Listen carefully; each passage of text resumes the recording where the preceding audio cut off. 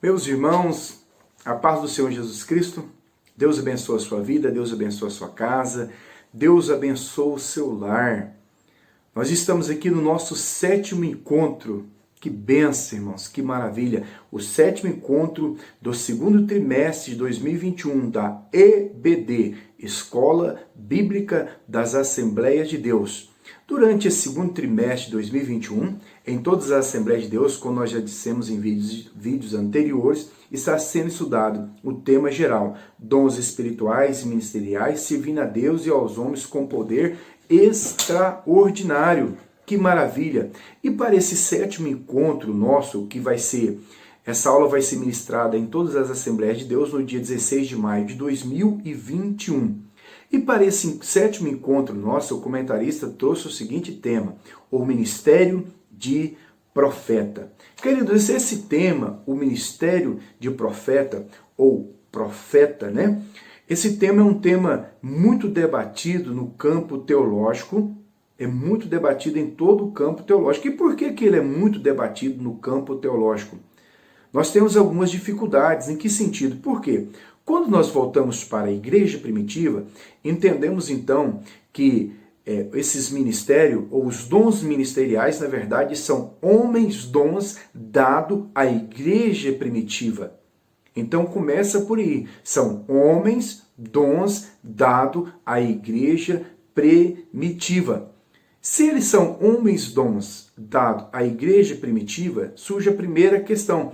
Como é que nós fazemos então para transliterar ou para tirar esses homens, ou esse dom, ou os dons ministeriais, sendo homens, para o congregacional? Como então nós entendemos, ou como fazer essa ponte, né, entre esses homens-dons para os dons ministeriais na atualidade? Então surge a primeira pergunta aí. A segunda questão é que, com o desenvolver, ou com o fechamento do cânon, ou no primeiro século, esses homens foram morrendo. Homens-dons foram morrendo. E aí, a partir desse momento, então, nós vamos encontrar o quê? Nós vamos encontrar, então, os dons ministeriais. Não mais como homens-dons ministeriais, mas como ministeriais, ou seja, dons ministeriais. E o grande problema que nós já vamos encontrar aqui nos pais da igreja é porque esses dons ministeriais, eles vão ser vinculados, eles vão estar na pessoa do bispo. Ou seja, a partir dos pais da igreja, esses dons ministeriais começam a ser não enxergados mais de uma forma individual no meio do povo, mas começa a se entender que quem tem esses dons ministeriais é o bispo da igreja. E a questão, quando o cristianismo então se torna religião oficial do Império Romano, aí é que o problema vai ficar maior, porque vai criar um hiato na história. Quando o cristianismo se torna religião oficial do Império Romano, e aí vem algum secretismo religioso no meio do cristianismo, e aí nós vamos pegar aí os bispos, né, como único tutor, ou aquele único que poderia dar a interpretação da Bíblia, só o clérigo, né, que poderia dar a palavra ou fazer uma interpretação, e muitas das vezes até mesmo só eles poderiam ler a Bíblia. Só eles tinham o monopólio da interpretação das Sagradas Escrituras. E criou-se um hiato na história até chegarmos então à Reforma Protestante. E quando vem a Reforma Protestante então, e aí nós já vamos pegar os pós-reforma, né? Pós-reforma, que seria então Calvino e alguns outros, nós vamos pegar os homens, né? Pós-reforma, aí que as coisas vão ficar um pouco mais complicadas ainda, como nós falamos tanto de dons ministeriais, dons espirituais e dons de servir. Por que vai ficar mais complicado? Porque os pós-reforma, impulsionados pelo iluminismo, pela razão, eles vão pegar agora todos os dons espirituais, os nobres, e vão colocar que aquilo ali foram algo dado à igreja primitiva. Ou seja, cessaram-se os dons. E eles vão pegar os dons ministeriais também e vão seguir o mesmo princípio. Pegando esses dons ministeriais, entendendo que quem tem esses dons ministeriais seria então o pastor, seria aquele que está na liderança ou na direção da igreja. Então eles vão pegar os dons ministeriais e também vão vincular ele à pessoa do dirigente. Ou seja, os dons, então, espirituais cessaram. Dons ministeriais vinculados à pessoa, então, do líder, ou à pessoa daquele que está presidindo, daquele que está pastoreando. Não conseguiram enxergar, então, esses dons de uma forma individual, ou desvinculado da pessoa do pastor, a pessoa do líder, daquele que preside, daquele que administra a igreja, para a gente entendermos. E aí, ao longo da história, então, nós vamos pegar quando então chega a questão do movimento pentecostalismo, né? Então, o pentecostalismo, ele já vai trabalhar de uma forma diferente, ele vai enxergar uma hermenêutica, ele vai usar uma hermenêutica diferente. Quando eu digo hermenêutica diferente, eu estou dizendo uma forma de enxergar, de ler as escrituras de uma forma diferente. Porque então, os pós-reforma, eles fecharam. Quando eu digo fecharam, eles não estão mais abertos a uma hermenêutica nova, eles não estão abertos a uma atualização de hermenêutica. Preste bem atenção, a Bíblia ela não se atualiza, mas a hermenêutica, a forma que nós olhamos ela, há um momento na história que ela vai se atualizando. Então, os reformados, então, os pós-reforma, pegaram e aplicaram uma hermenêutica, e a hermenêutica que eles aplicam não tem como um novo olhar. Acabou, é aquilo dali. Vieram então o movimento social pentecostalismo, quando então se torna um movimento social, eles começam a enxergar ou a aplicar uma hermenêutica diferente.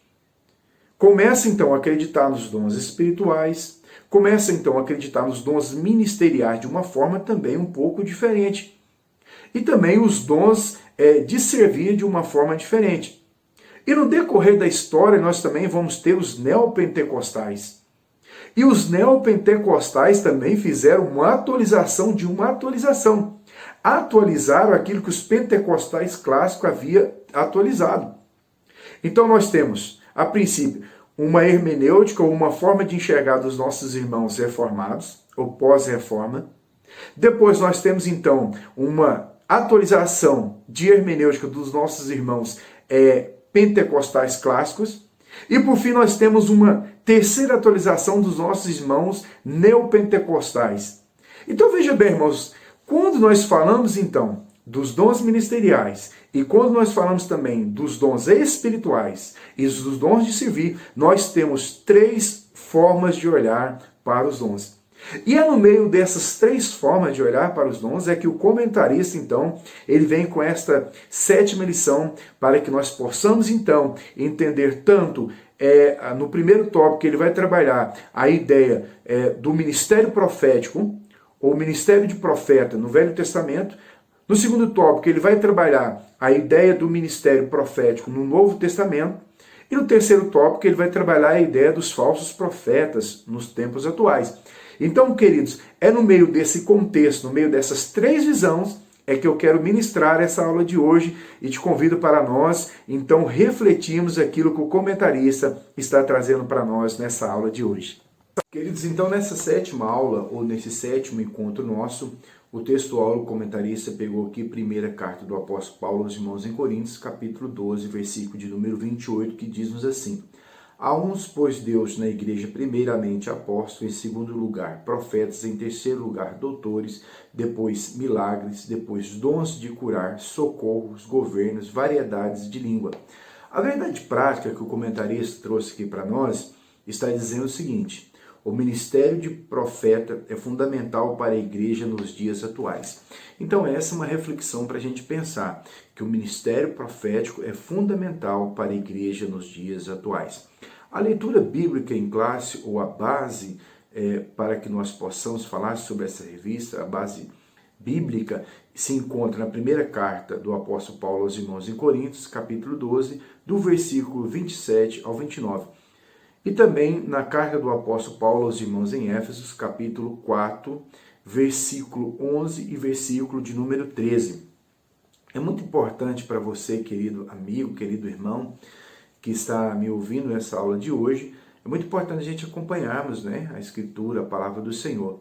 Eu vou ler só na carta do apóstolo Paulo aos irmãos em Éfesos, capítulo 4, versículo 11 ao versículo 13, que é a leitura bíblica em classe, que diz assim: E ele mesmo deu uns para apóstolos, e outros para profetas, e outros para evangelistas, e outros para pastores e doutores, querendo o aperfeiçoamento dos santos para a obra do ministério, para a edificação do corpo de Cristo, até que todos chegamos à unidade da fé, ao conhecimento do Filho de Deus, a varão perfeito e à medida da estatura completa de Cristo.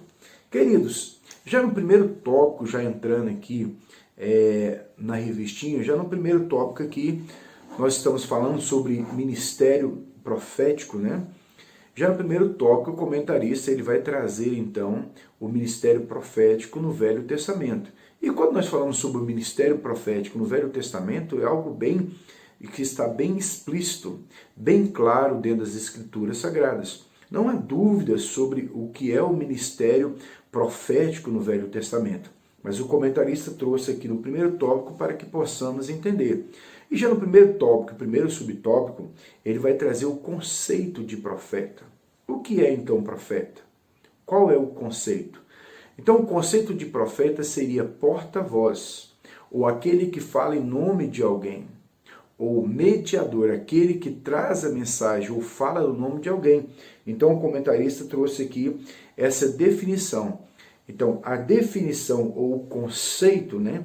O conceito de profeta é esse: aquele que fala no nome de alguém, ou aquele que é porta-voz de alguém. O profeta, então, o que ele foi no Velho Testamento e o que ele é, então? No Velho Testamento, o profeta, então, era um porta-voz, um mensageiro de Deus para tanto na pessoa, para trazer uma mensagem para um indivíduo, como no âmbito coletivo, no sentido de toda a nação de Israel. Entendemos também que o profeta ele não trouxe só uma mensagem para um indivíduo em Israel ou para a nação de Israel. Os profetas também trouxeram mensagem para as nações que estavam ao redor de Israel, ou para a nação também chamada nações gentias. Um exemplo de profeta que trouxe uma mensagem para uma nação gentil é Jonas, né? Jonas, ele vem trazer uma mensagem para, ou a sua mensagem, tudo aquilo que ele profetizou, tudo aquilo que ele vaticinou, foi referente para uma nação gentil.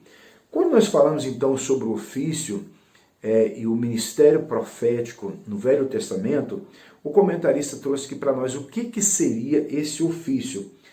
Eu gostaria de ler para vocês, primeiro tópico, segundo subtópico, que diz-nos assim: o ofício, através da inspiração divina, o profeta recebia uma revelação que desvendava o oculto, anunciava juízos, emitia conselhos e advertências divinas.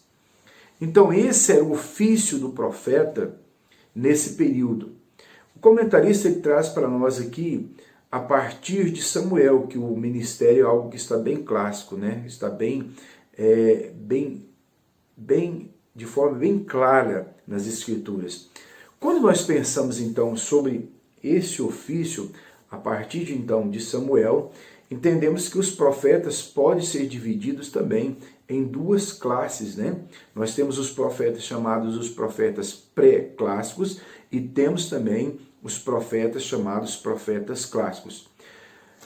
Na prática, então, o que seria isso? Os profetas pré-clássicos são aqueles que profetizaram, vaticinaram, mas não escreveram, ou a sua profecia não está escrito o conteúdo dessa profecia.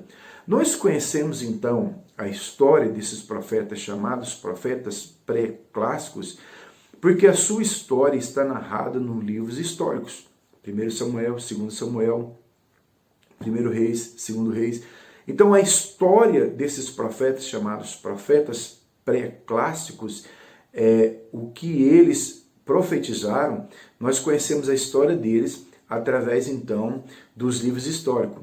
De forma que a sua vaticinação, ou seja, eles não escreveram no sentido de escrever livros proféticos, embora que alguns livros são atribuídos a eles também. Por exemplo, 1 Samuel é atribuído a Samuel. Então Samuel é um profeta que escreveu, mas ele não escreve de cunho profético, ele traz uma literatura de cunho histórico. É interessante, quando nós falamos então dos profetas chamados profetas pré-clássicos, temos que entender algumas coisas, a sua função. Eles trouxeram mensagem da parte do Senhor? Sim. E é interessante também que esses profetas pré-clássicos exerceram também uma função de conselheiros do rei. Eles estiveram envolvidos na política de Israel. Em que sentido? Quando Israel, então, ela sai do período dos juízes e passa para o período da monarquia, ou seja, sai do período da teocracia e vai para o período da monarquia, esses profetas, então chamados profetas pré-clássicos, tiveram uma influência muito grande ao lado dos reis, sendo conselheiros, trazendo conselhos, tiveram uma influência muito grande na política de Israel, trazendo conselho, orientação da parte do Senhor para esses reis e corrigindo também esses reis. Nesse período, então, que Israel, a monarquia de Israel, ou as 12 tribos estavam unificadas, eles tiveram esse papel muito importante, esse papel de orientador, esse papel daquele que orientava o rei. Mas com o rompimento ou com a divisão das 12 tribos, se tornando Reino do Norte e Reino do Sul, esses profetas, eles começam então a ter uma função diferente dentro do âmbito da política, ou dentro do âmbito do aconselhamento. O profeta ele deixa de ser aquele que aconselhava o rei, aquele que instruía o rei, para ser então visto como opositor da monarquia. Ele passa então da visão de conselheiro para a visão de opositor à monarquia. Embora que o objetivo do profeta não fosse ser um opositor à monarquia de Israel, principalmente quando nós falamos do Reino do Norte. O Reino do Norte foram os maiores perseguidores dos profetas, foram os maiores opositores dos profetas, foram os que mais perseguiram os profetas na história do Velho Testamento. Foram eles os maiores perseguidores, embora que também nós tivemos alguns problemas no Reino do Sul também. Então, os profetas clássicos, ou pré-clássico aqui que nós estamos falando aqui nessa primeira fala, entendemos então que são esses profetas, primeiro, que não escreveram o que eles vaticinaram, embora que isso não signifique que eles não escreveram livros. Demos o exemplo aqui de Samuel, que 1 Samuel é atribuído a Samuel. Mas eles não tiveram a sua vaticinação, aquilo que eles profetizaram não foram escritos de forma que nós conhecemos em volumes proféticos. Quando nós falamos então dos profetas então clássicos, o que seriam os profetas clássicos? Os profetas clássicos são aqueles que profetizaram tanto para o Reino do Norte como o Reino do Sul. Agora, a grande diferença entre os profetas pré-clássicos para os clássicos é porque os profetas clássicos tiveram, então, as suas profecias em forma de escrito também. Ou seja, tudo aquilo que eles vaticinaram foram escritos também. Então nós temos essas duas categorias de profeta, que é chamados profetas pré-clássicos, e nós temos os profetas clássicos, ou os profetas não literários e os profetas literários. Queridos, então partindo desse princípio, então, entendemos que os profetas clássicos também são divididos em dois grupos, os profetas maiores e os profetas menores. O que isso quer dizer? Havia um profeta maior do que o outro? Não, de maneira nenhuma. Nenhum profeta era maior do que o outro. Então por que se usa esse termo profeta maiores e profeta menores? Esse termo é usado devido ao volume de vaticinação que eles escreveram. Ou seja, os profetas maiores são aqueles que seus livros ou que tiveram as suas profecias redigidas ou escrevidas em volumes maiores. E os profetas menores são aqueles livros menores, ou seja, as suas profecias, embora tivessem o mesmo valor, o mesmo peso espiritual, chamando Israel ao conserto, chamando Israel a retornar, viver uma vida santa, embora que tivesse o mesmo peso, mas o volume de profecia, o volume de registro dessas profecias são menores. Quando nós pensamos, então, A respeito dos profetas, então, no Velho Testamento, os profetas sempre foram aqueles que chamaram o povo de Israel, principalmente o Reino do Norte, que se entrou dentro de uma apostasia em primeiro lugar. Os profetas, então, chamaram essas pessoas, ou chamaram o povo de Israel a viver novamente, ou a voltar-se à Escritura, a viver aquilo que Deus queria para eles, ou viver aquilo que a lei estava determinando para o povo de Israel. Tanto o Reino do Norte como o Reino do Sul se entregaram ao sincretismo religioso, se entregaram à adoração a outros deuses. Então o profeta, ele tinha essa responsabilidade, chamar o povo a viver uma vida segundo as Escrituras, ou ser o porta-voz de Deus, trazer uma mensagem de Deus para o povo de Israel, convidando o povo ou chamando o povo a viver novamente uma vida santa ou viver segundo a palavra. E quando nós pensamos sobre isso também, partindo de Samuel, nós temos nesse meio também chamadas escolas de profeta, que foi um movimento também de ministério profético que houve em Israel. E estes homens que faziam parte dessa escola de profeta ou desse ministério de profeta, acredita-se que esses homens foram aqueles que guardaram esses volumes ou guardaram esses livros que iam sendo escritos, ou que guardaram essas profecias que foram escritas. É interessante que o comentarista vai colocar aqui no terceiro tópico também, ele vai falar sobre primeiro tópico, terceiro subtópico, ele vai falar sobre o profetismo. Ele vai falar sobre esse movimento que houve em Israel, que é o profetismo, que são pessoas oriundos da escola profeta de Samuel. Essa escola profeta, ela vai continuar no meio de Israel. E entre o século 7 e o século 8 a.C., houve esse grande movimento chamado movimento profetismo. E o que esse movimento profetismo ele buscava para a nação de Israel? A nação de Israel, ela tinha entrado em uma apostasia. Estavam abandonando o monoteísmo e partindo para o politeísmo. Eles estavam adorando a outros deuses, ou trazendo para a religião de Israel, ou trazendo para dentro de Israel vários outros deuses. Dagon, Rimon, Astarote, e vão trazendo, esses deuses para dentro da religião, para dentro do culto em Israel. E esse movimento, então, chamado movimento profetismo, o que eles buscavam? Eles buscavam uma restauração espiritual, religiosa dentro de Israel. Ou seja, o movimento profetismo buscava, então, trazer o povo, tirar o povo do politeísmo que eles estavam vivendo, a adoração a vários deuses, para voltar ao monoteísmo, ou uma adoração ao único Deus verdadeiro, o Deus de Abraão. Então, o movimento profetismo dentro de Israel, o que ele foi? O movimento profetismo dentro de Israel foi um movimento onde buscou trazer a restauração espiritual dentro de Israel.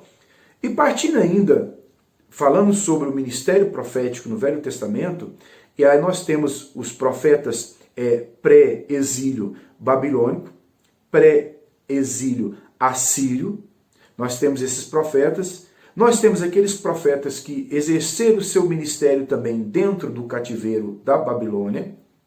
E temos também aqueles profetas que exerceram o seu ministério após o cativeiro da Babilônia.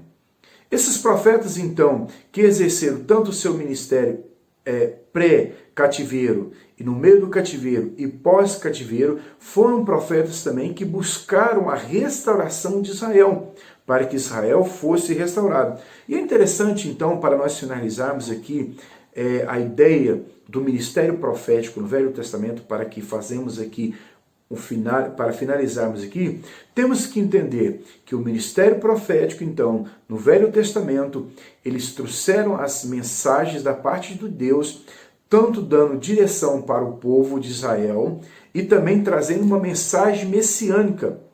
A principal mensagem que os profetas do Velho Testamento fizeram, profetizaram ou vaticinaram, era apontando então para o Messias, ou apontando que haveria de vir o restaurador, ou aquele que seria o salvador, tanto de Israel, como também seria o Messias para todos os povos, tribos e nação do mundo. Então o ministério profético, em síntese, né? Eu fiz aqui um resumo do que foi o ministério profético no Velho Testamento. E esse ministério profético, eles vão vaticinar, né? Nós temos aqui um período chamado também o período interbíblico.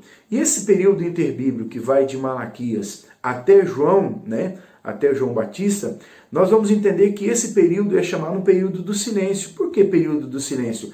Porque nesse período aqui nós não temos um profeta de destaque para a nação de Israel. Nós não temos alguém aqui vaticinando, nós não temos alguém aqui trazendo uma escritura sagrada, ou o canon então vai fechar em Malaquias. Nós não temos aqui nesse período interbíblico alguém trazendo uma mensagem profética para toda a nação de Israel. Não estou aqui dizendo que não teve profeta, mas biblicamente nós não temos um profeta em evidência para a nação de Israel. Tudo que se entende entre Malaquias e João Batista são chamados, não são canônicos, né? Seria essa a ideia. A ideia é o que existe dentro desse período não é canônico. E aí nós temos então, para fecharmos aqui o ministério profético, que vai desde Samuel, que nós pegamos a referência aqui do comentarista, desde Samuel até João Batista. Então, em João Batista é fechado esse ministério profético do Velho Testamento. E agora, então, nós vamos partir para o segundo tópico dessa lição, que é o mais importante e é onde nós queremos chegar nessa lição de hoje. Queridos irmãos, então aqui no segundo tópico, aqui o comentarista vai falar sobre o ministério ou dom de profeta no Novo Testamento. Aí surge a grande questão nossa dessa aula de hoje, né? Então, o que seria o profeta do Novo Testamento? Como seria o ministério profético no Novo Testamento? Tendo em vista que no primeiro tópico a gente falamos sobre que o ministério profético do Velho Testamento encerra em João, ou vaticinar até João, né? O mais correto seria, mais coerente, nós dizemos dessa forma. Sendo João, então, o último, né? Fechando esse ministério profético do Velho Testamento. Então, o que seria o ministério profético do Novo Testamento? O que seriam os profetas do Novo Testamento?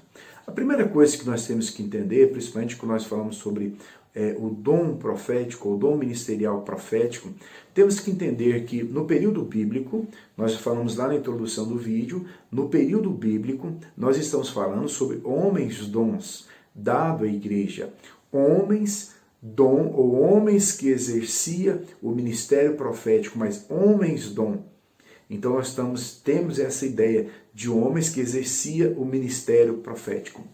E aí surge a grande pergunta, e por que é tão difícil nós compreendermos? Porque nós estamos olhando daqui para lá.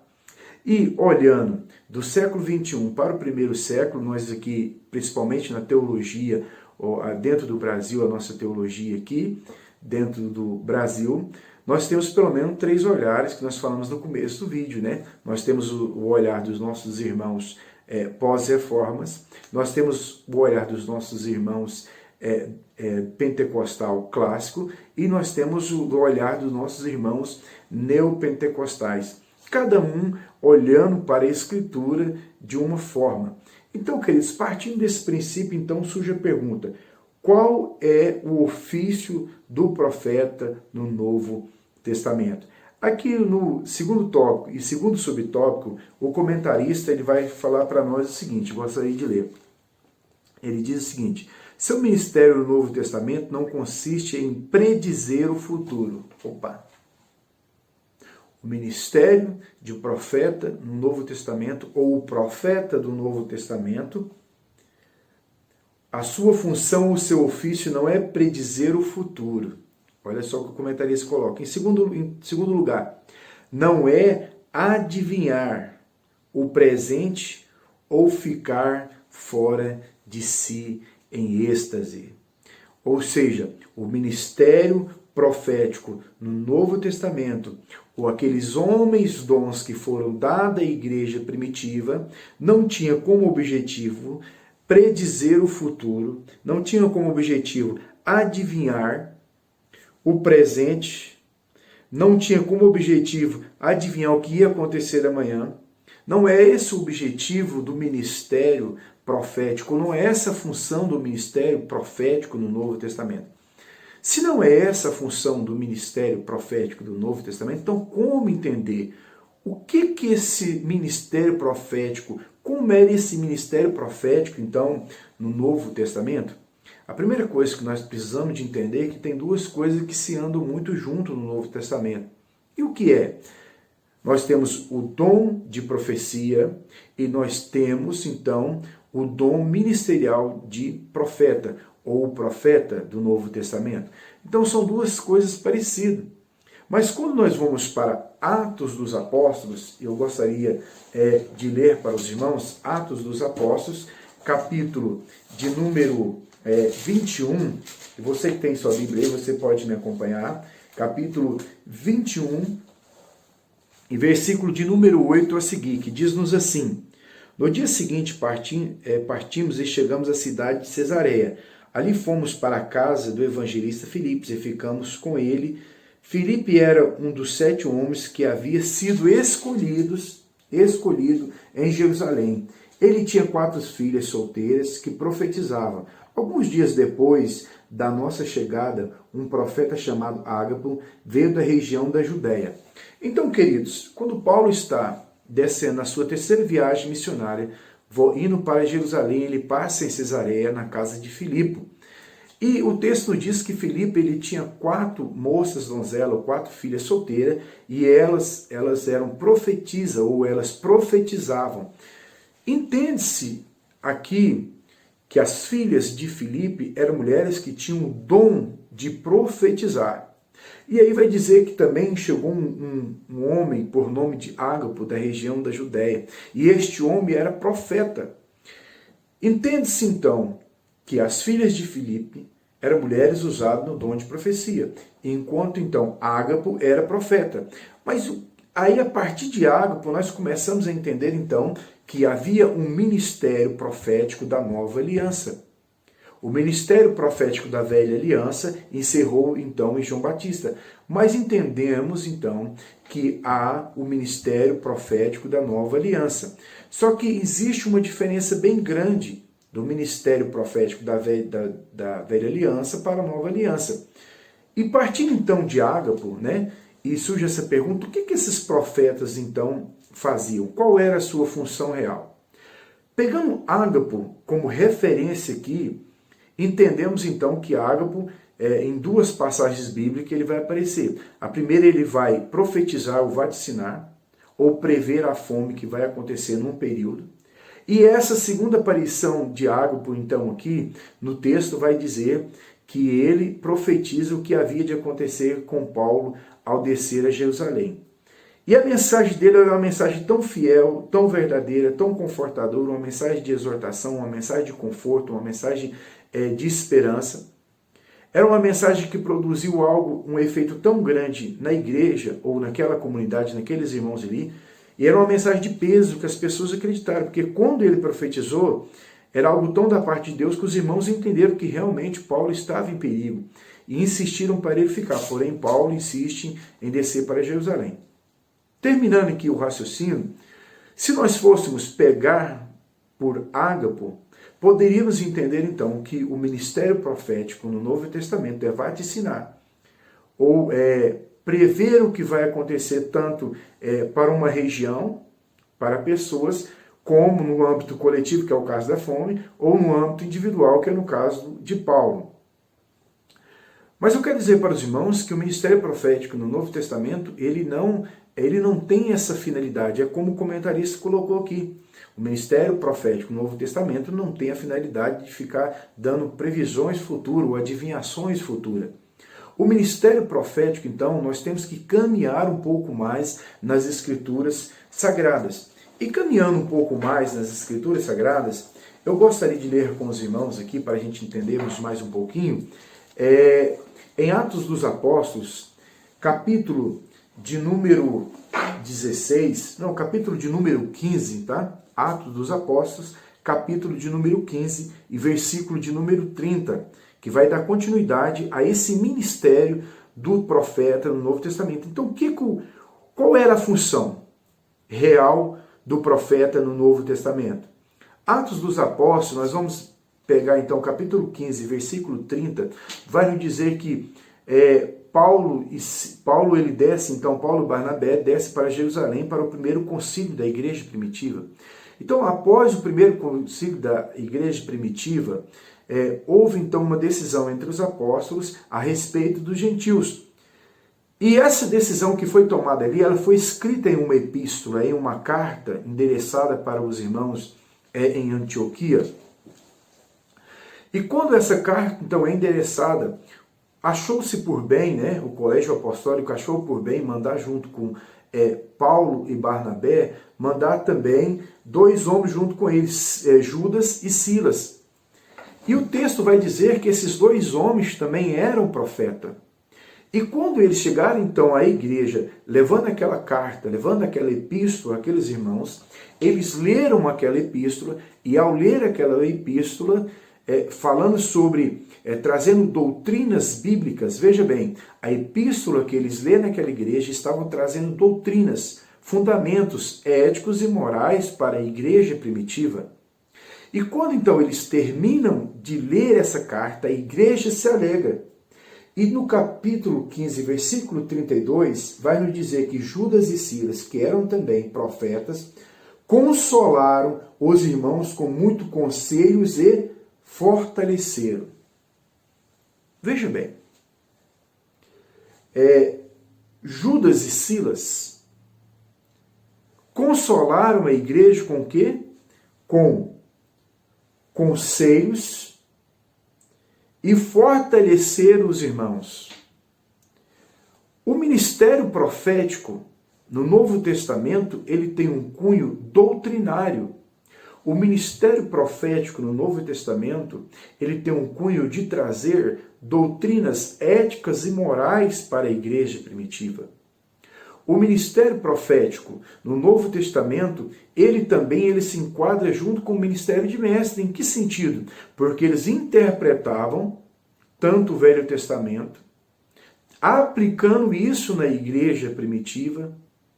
Eles também traziam revelações ocultas, ou seja, aquilo da parte de Deus, ou seja, aquilo que falava sobre Cristo, as verdades espirituais, que ainda estava oculta, que não foi revelada em nenhum outro tempo.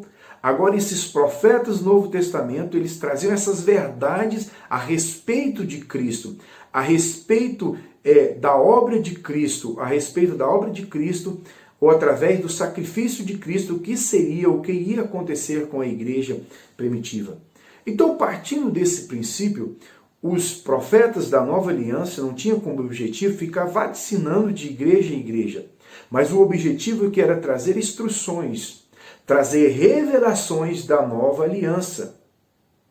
Partindo desse princípio, nós podemos pegar também, e entendemos aqui no capítulo 13, gostaria de ler para os irmãos também, capítulo 13, e versículo de número 1, que diz-nos assim: havia na igreja de Antioquia profetas e mestres. Havia na igreja de Antioquia profetas e mestres. Barnabé, Simão, por sobrenome Níger, ou Negro, Lúcio, Cirene, Manaém e Saulo. Então havia profetas e mestres. Então, partindo desse princípio, entendemos que esses profetas da Nova Aliança eram homens que estavam, então, com essa incumbência, ou tinha da parte de Deus a revelação da Nova Aliança. Para nós concluirmos isso aqui e entendermos, então, eu gostaria de ler também com os irmãos, para entendermos melhor o assunto, na carta do apóstolo Paulo aos irmãos em Éfesos, capítulo de número 3, e versículo de número 1 a seguir, que deixa bem claro qual é a função, então, deste profeta ou desses homens dons que estavam ou exerciam o ministério profético no Novo Testamento, no período que estava sendo desenvolvido o cânon sagrado. Então, em Efésios capítulo 3 e versículo de número 1 a seguir, vai nos dizer o seguinte, Paulo dizendo aos irmãos em Éfeso: por esta causa eu, Paulo, sou prisioneiro de Cristo Jesus, por vós, os gentios, se é que tendes ouvido a dispensação da graça de Deus, que para convosco me foi dada, isto é, o ministério que me foi manifesto pela revelação, como acima, em poucas palavras vos escrevi.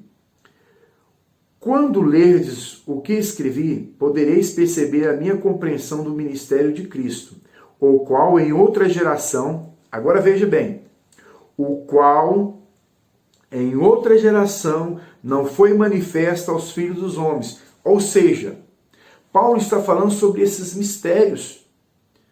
Paulo está falando sobre aquilo que não foi revelado para os homens em outros tempos.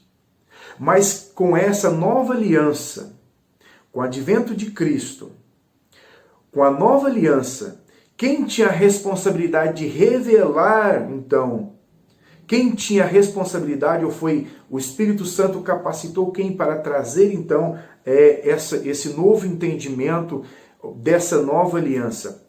As pessoas que foram incumbidas, que receberam, então, esta responsabilidade, ou para quem foi revelado,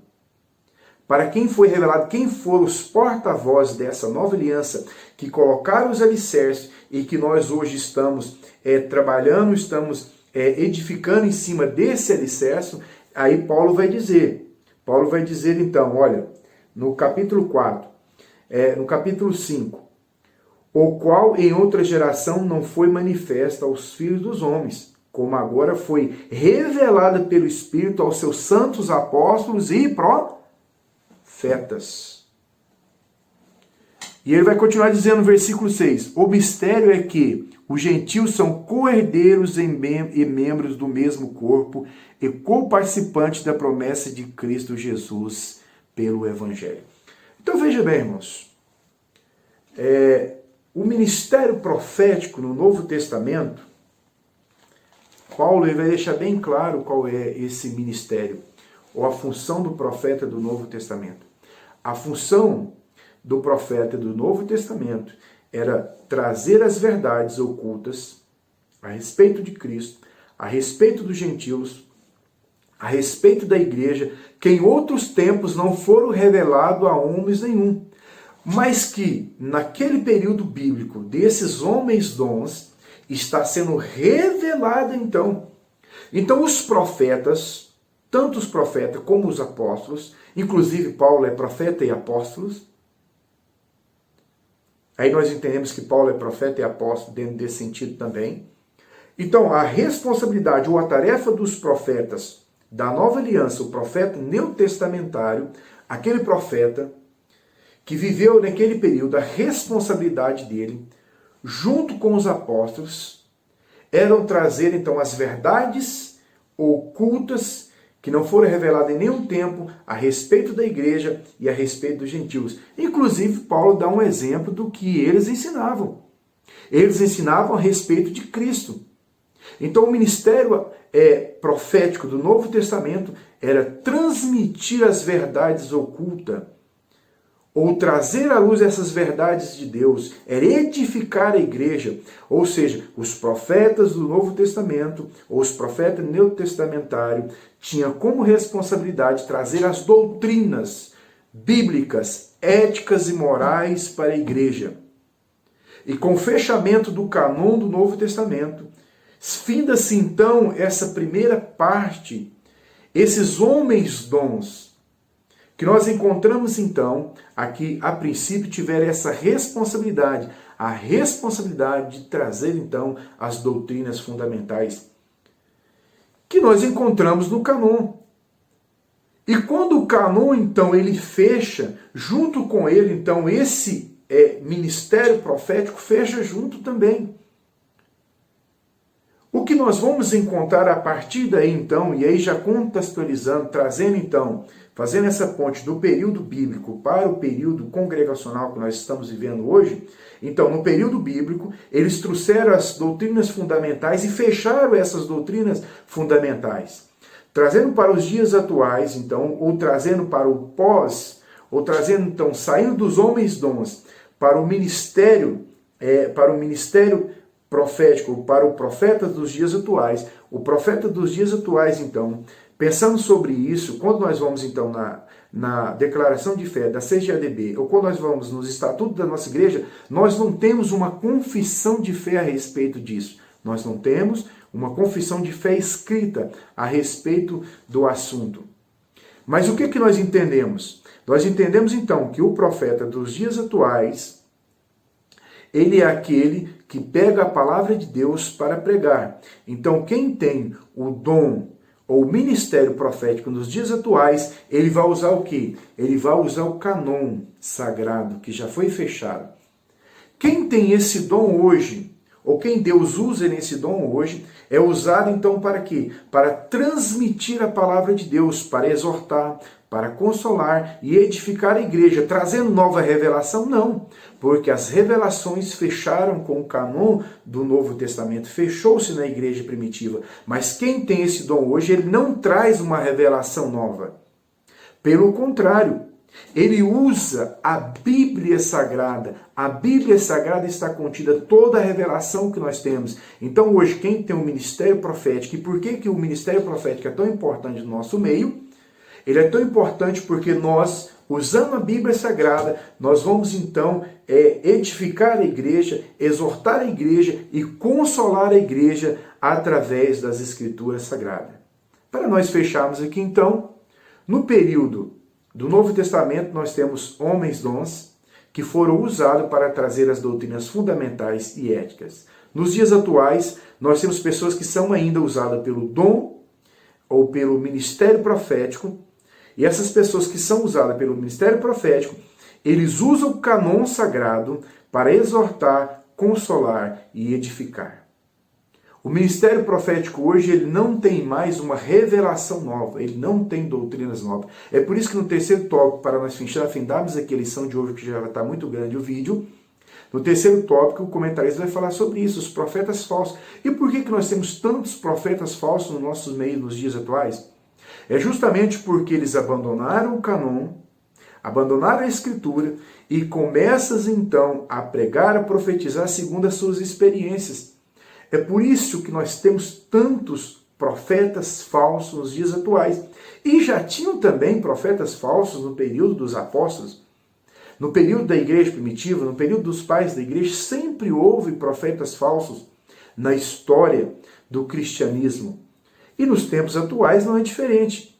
E sempre aceitas as heresias, os maiores problemas acontecem, ou sempre surgem os profetas falsos, é porque eles abandonam o cânon sagrado e começam-se então a profetizar ou a ensinar segundo as suas experiências. Querida, é por isso que é necessário que haja no nosso meio o ministério profético. O ministério profético, e também uma questão que nós temos que pensar sobre isso, nos dias atuais o ministério profético foi muito ligado à pessoa do pastor. E há uma grande dificuldade disso aí, porque nós não conseguimos desvincular isso aí, tá? O ministério profético da figura do pastor nos dias atuais. Inclusive, infelizmente, quando qualquer irmãozinho pega a oportunidade da igreja, pode ser que ele tenha o ministério profético sobre a vida dele, e ele pega então a oportunidade da igreja, mesmo usando o cânon sagrado, para exortar, consolar e edificar a igreja. Muitas pessoas dentro da igreja não aceitam. Por quê? Porque eles entenderam que o ministério profético está sobre a responsabilidade do pastor, enquanto não é isso que a Bíblia está dizendo. Nós temos um grande exemplo de um profeta, né? Ou quem exerceu o ministério profético. Martim Lutero é um grande exemplo de um homem que exerceu o ministério profético. Ele trouxe o cristianismo de volta para as Escrituras.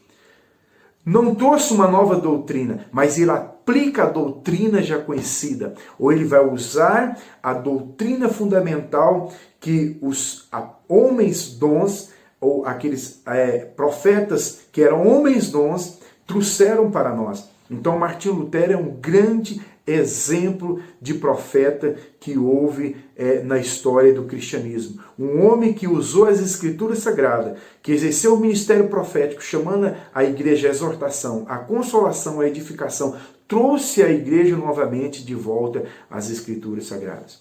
Então, para nós finalizarmos aqui, queridos irmãos, podemos então dizer que o ministério profético é fundamental dentro da igreja. E o ministério profético não está só relacionado, não é o pastor só que tem um ministério profético. Qualquer pessoa dentro da igreja pode ser chamado por Deus ou pode ser escolhido por Deus para ter o ministério profético. Deus é quem escolhe a pessoa para o ministério profético, diferente do dom de profecia que eu posso orar e Cristo então pode me dar, ou Deus me dar através de Cristo, e o Espírito Santo manifesta os dons na minha vida. Querido, que Deus abençoe a sua vida. Eu espero que você tenha compreendido a respeito do ministério profético no Velho Testamento. O ministério profético no período neotestamentário, onde está sendo escrito o Novo Testamento, e o ministério profético também ao longo da história. Não se esqueça, o ministério profético ainda está em ascensão? Sim. Porém, ele não traz novas doutrinas, novas revelações. A base do ministério profético nos dias atuais é a Bíblia Sagrada. Que Deus abençoe você. Se você tem um dom, o ministério profético em sua vida, seja um canal de Deus e exercite esse dom. E até o próximo vídeo, até a próxima aula. Que Deus abençoe a sua casa, a sua família, em nome de Jesus.